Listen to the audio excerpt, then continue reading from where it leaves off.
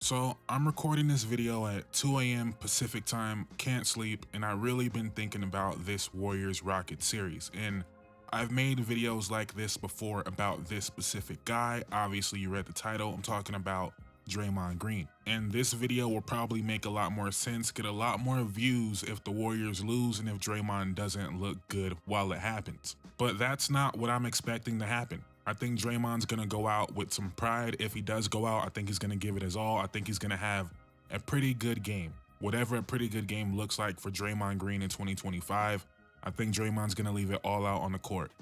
But with that being said, Draymond Green has been terrible in this series. He has 19 turnovers to 18 assists. He's taken 41 shots to score 40 points. I think he's been good on defense. I don't think he's been amazing on defense. I think the individual defense on Şengün has been a little bit overrated, especially because he got that one stop at the end of game 4.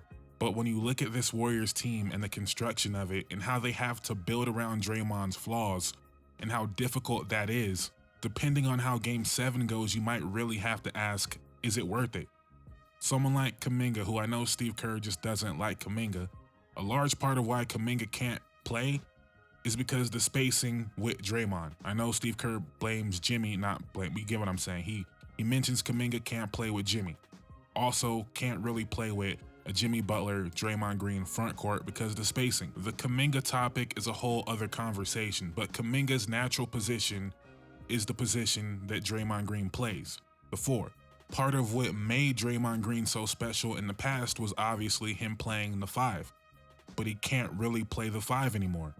1, because he can't score, and 2, because he can't hold up physically against someone like a Steven Adams, right? And I'm not saying he should be able to.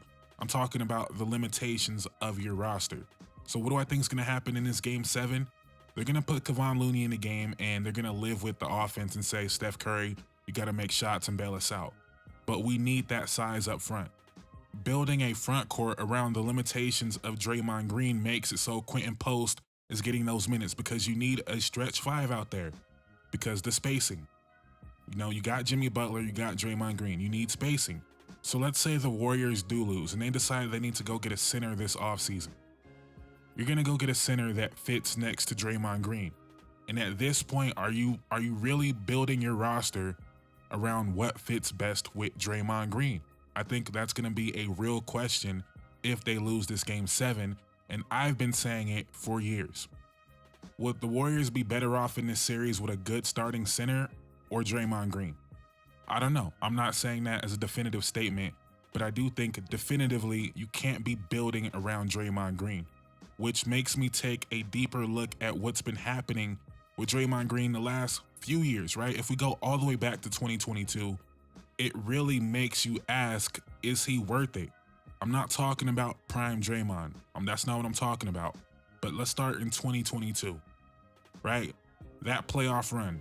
I always point this out because people love to discredit what Jordan Poole did in that run.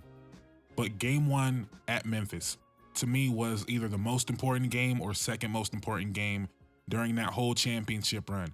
If they don't win that game 1, they don't win that series. In that game 1, Draymond Green gets ejected at halftime. They go on to win that game. If Jordan Poole didn't show up and wasn't the best player on that court, Draymond Green would have cost his team another championship. In the finals of that year, I do believe it is a little bit overblown how bad he was in that series, but he was benched for a large stretch of the most important win of that run, game 4 at Boston.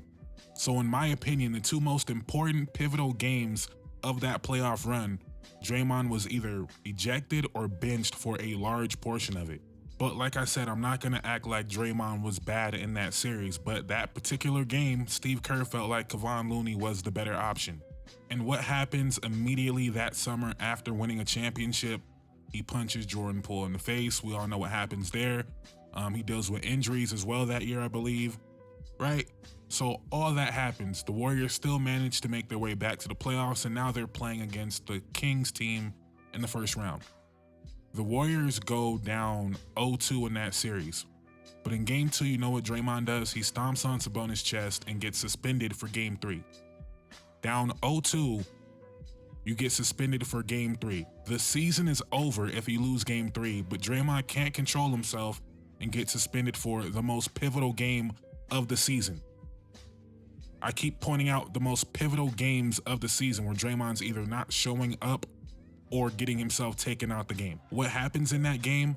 Kevon Looney has 4 points, 20 boards, 9 assists, and plays the Draymond Green role. Steph Curry has 36, and they win their most important game of the year without Draymond Green. We all know they go on to win that series. Steph Curry drops 50 in game 7. Kevon Looney in that series puts up 7 points, 15 boards, 4 assists.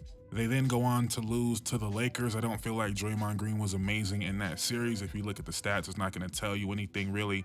But I don't think he was exceptional in that series either in the AD matchup. But I'm not going to put that on him. Then last year, he only gives you 55 games. And if you win a couple more games, you probably aren't in the play-in. And I'm saying that because that's part of the equation. He's older. He's not reliable in a lot of different ways. Yet you're still building around this guy as one of the pillars of your team. And then we get to this year where he's been terrible and he has a chance to redeem himself in game 7, which is why I wanted to drop this video before game 7.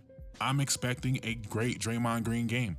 But if it doesn't happen and they lose, how much longer can you keep ignoring the elephant in the room? How much longer are you going to involve Draymond Green in every single play and wonder why you can't score? How much longer are you going to be led by a guy that can't control himself and wonder why you're not a very disciplined team? Not putting that all on Dre. Steph Curry also very undisciplined, right?